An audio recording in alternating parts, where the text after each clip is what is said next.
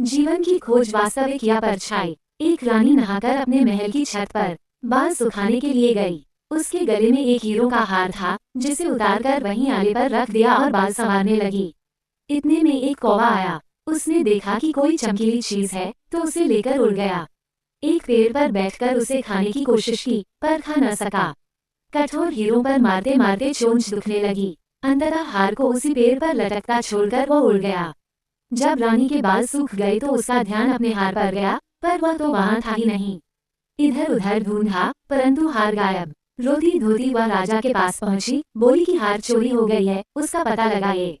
राजा ने कहा, चिंता क्यों करती हो, दूसरा बनवा देंगे। लेकिन रानी मानी नहीं, उसे उसी हार की रट थी। कहने लगी, नहीं, मुझे तो वही हार चाहिए। अब सब ढूंढने लगे, पर किसी को हार मिले ही नहीं। राजा ने कोतवाल को कहा, मुझको वो गायब हुआ हार लाकर दो। कोतवाल बड़ा परेशान, कहाँ मिलेगा। सिपाही, प्रजा, कोतवाल सब खोजने में लग गए। राजा ने ऐलान किया, जो कोई हार लाकर मुझे देगा, उसको मैं आधा राज्य पुरस्कार में दे दूंगा। अब तो होड़ लग गई प्रजा में। सभी लोग हार ढूंढने लगे, आधा राज्य पाने के लालच में। ढूंढते ढूंढते अचानक वह हार किसी को एक गंदे नाले में दिखा। हार तो दिखाई दे रहा था, पर उसमें से बदबू आ रही थी। पानी काला था, परंतु एक सिपाही कूदा। इधर उधर बहुत हाथ मारा, पर कुछ नहीं मिला। पता नहीं कहाँ गायब हो गया। फिर कोतवाल ने देखा, तो वह भी कूद गया। दो को कूदते देखा तो कुछ उत्साही प्रजाजन भी कूद गए। फिर मंत्री कूदा, तो इस तरह उस नाले में भीड़ लग गई। लोग आते रहे और अपने कपड़े निकाल निकाल कर कूदते रहे, लेकिन हार मिला किसी को नहीं। कोई भी कूदता तो वह गायब हो जाता। जब कुछ नहीं मिलता तो वह निकलकर दूसरी तरफ खड़ा हो जाता।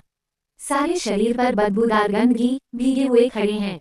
दूसरी ओर दूसरा तमाशा, बड़े बड़े जाने माने ज्ञानी मंत्री सब में होड़ लगी है, मैं जाऊंगा पहले, नहीं मैं तेरा सुपीरियर हूँ, मैं जाऊंगा पहले हार लाने के लिए।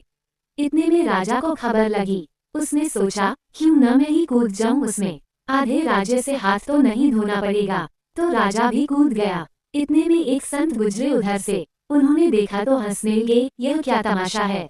राजा, प्रजा, मंत्री, सिपाही सब कीचड़ में लथपथ, क्यों कूद रहे हो इसमें। लोगों ने कहा, महाराज, बात यह है कि रानी का हार चोरी हो गई है। वहाँ नाले में दिखाई दे रहा है, लेकिन जैसे ही लोग कूदते हैं तो वो गायब हो जाता है, किसी के हाथ नहीं आता।